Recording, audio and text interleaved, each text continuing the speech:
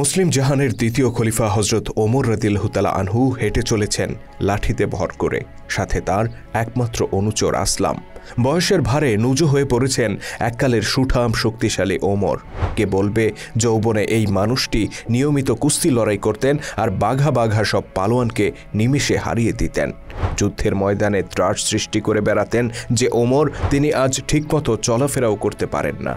তথাপি অতি বৃদ্ধ বয়সে লাঠিতে ভর করে মাঝে মধ্যেই তিনি বেরিয়ে পড়তেন নিজের চোখে মানুষের হাল হাকিকত দেখার জন্য, কখনো দিনের আলোতে, কখনো বা রাতের অন্ধকারে। তেমনই একদিনের ঘটনা। হাঁটতে হাঁটতে মদিনা শহর থেকে বেশ দূরে একটি গ্রামে পৌঁছে যান ওমর রাদিয়াল্লাহু তাআলা আনহু। সেখানে একটি বাড়িতে উনুনের পাশে একজন নারীকে দেখতে পান তিনি। চুলায় পাতিল চড়িয়ে কি যেন সেদ্ধ করছেন। এদিকে তার পাশেই কয়েকটি শিশুকে কান্না করতে শোনা যায়। মহিলাটি কান্নারত শিশুদেরকে বারবার সান্ত্বনা দিয়ে বলছেন, এই তো আর একটু সবুর করো, খাবার প্রায় হয়ে এসেছে। কৌতূহলী ওমর অনুমতি নিয়ে মহিলাটির কাছে যান আর জিজ্ঞেস করেন বাচ্চাগুলো কেন কান্না করছে। ওই নারী হজরত ওমর রাদিয়াল্লাহু তাআলা আনহুকে আগে কখনো দেখেননি, যে কারণে তিনি মুসলিম জাহানের খলিফাকে চিনতে পারেন না। আগন্তুকের কৌতূহল দেখে তিনি বেশ বিরক্ত হন এবং বলেন, শিশুগুলো ক্ষুধায় কান্না করছে। ওমর রাদিয়াল্লাহু তাআলা আনহু জানতে চান উনুনে তিনি কি চড়িয়েছেন, খাবার প্রস্তুত হতে আর কত দেরি। মহিলাটি আরও বেশি বিরক্ত হয়ে বলেন, পাতিলে কিছুই নেই, শুধু পানি চড়িয়ে রেখেছি।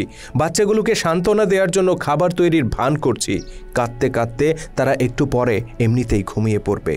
অতঃপর অতি দুঃখের সাথে নারীটি জানান তার ঘরে কোনো খাবার নেই। তিনি নিজের এই দুরবস্থার কারণে খলিফা ওমরকে দায়ী করেন আর বলেন, নিশ্চয়ই এর জন্য আল্লাহর দরবারে ওমরকে জবাব দিতে হবে। তিনি জানতেন না তার সামনেই দাঁড়িয়ে আছেন খলিফা ওমর রাদিয়াল্লাহু তাআলা আনহু।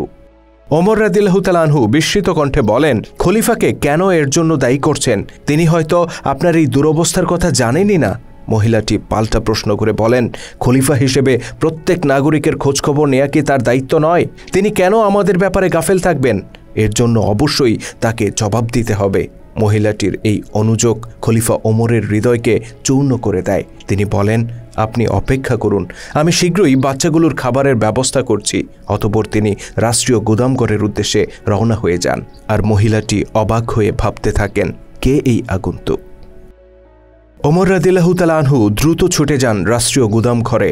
সেখান থেকে একটি আটার বস্তা বেছে নেন আর অনুচরকে বলেন, এটা আমার পিঠে তুলে দাও। অনুচর আসলাম বললেন, আমিরুল মুমিনিন, আপনি তো হাঁটতেই পারেন না ঠিকমতো, আপনি কি করে এই বোঝা এত দূর নিয়ে যাবেন? বরং আমি এটা সেখানে পৌঁছে দেই। খলিফার আগত কণ্ঠে বললেন, কিয়ামতের দিন কি আমার বোঝা তুমি বহন করবে? দেখলে না ওই নারী তার দুরবস্থার জন্য আমাকে দায়ী করেছেন? আমার বোঝা আমাকেই বইতে দাও। অতঃপর অর্ধজাহানের বাদশা হেঁটে চললেন লাঠিতে ভর করে। কাঁধে তার আটার বস্তা, পিছু পিছু হেঁটে চলল বিভ্রান্ত অনুচর। এভাবে দীর্ঘ পথ হেঁটে প্রকৃতিতে যখন অন্ধকার নেমে এলো, তখন তারা পৌঁছলেন সেই বাড়িতে। তিনি নিজ হাতে আটা বের করলেন আর উনুনে জাল দিয়ে খাবার প্রস্তুত করে দিলেন। অভুক্ত শিশুগুলোর কান্না যখন থামল, তখন ওই মহিলা বললেন, কতই না ভালো হতো যদি ওমর না হয়ে আপনি হতেন আমাদের খলিফা। অনুতপ্ত ওমর রাদিয়াল্লাহু তাআলা আনহু বললেন, খলিফার সাথে আমার পরিচয় আছে, আগামীকাল আপনি তার কাছে আসুন। ইনশাল্লাহ আমি নিজে উপস্থিত থেকে আপনার পরিবারের জন্য খাবারের ব্যবস্থা করে দেব। অতঃপর ওই নারীর কাছ থেকে বিদায় নিলেন মুসলিম জাহানের খলিফা। ততক্ষণে তার হৃদয়ের ভার কিছুটা কমেছে। শুধু দর্শক, আমরা জানি না ইসলামের মহান খলিফারা ছাড়া পৃথিবীর ইতিহাসে আর কোনো শাসক ছিলেন কিনা যারা এতটা প্রজাবৎসল ছিলেন। আমরা জানি না পৃথিবীতে ইসলাম ব্যতীত আর কোনো আদর্শ আছে কিনা যা অর্ধ পৃথিবীর বাদশার পিঠে আটার বস্তা তুলে দিয়েছিল। তবে আমরা এটুকু নিশ্চিত করে বলতে পারি, ইসলামের প্রকৃত আদর্শ আর সঠিক নেতৃত্ব যতদিন ছিল, ততদিন মুসলিম বিশ্বে প্রতিষ্ঠিত ছিল সাম্য আর মানবতা। অথচ আজ 1400 বছর পর আমাদের সমাজে সেই মহান জীবন ব্যবস্থাকে দেখা হয় অবজ্ঞার দৃষ্টিতে। আমরা নামাজ পড়ি আল্লাহর আইনে আর রাষ্ট্র চালাই ব্রিটিশদের আইনে। আমাদের আলেমরা ব্যস্ত ব্যক্তিগত জীবনের মাসলা মাসাইল নিয়ে আর রাষ্ট্রের নেতারা ব্যস্ত পশ্চিমা জীবন দর্শনের গুণকীর্তন নিয়ে। অথচ আমরা কথায় কথায় বলি এই দেশ 90% মুসলিমের দেশ। আল্লাহ তাআলা আমাদের সবাইকে ইসলামের সঠিক আদর্শে উজ্জীবিত হয়ে ঐক্যবদ্ধ হওয়ার তৌফিক দান করুন। আমিন।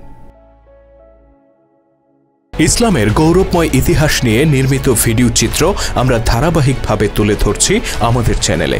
আপনি যদি নতুন হয়ে থাকেন তাহলে চ্যানেলটিতে সাবস্ক্রাইব করার অনুরোধ রইল। আর আজকের ভিডিওটি কেমন ছিল কমেন্ট করে জানাতে ভুলবেন না।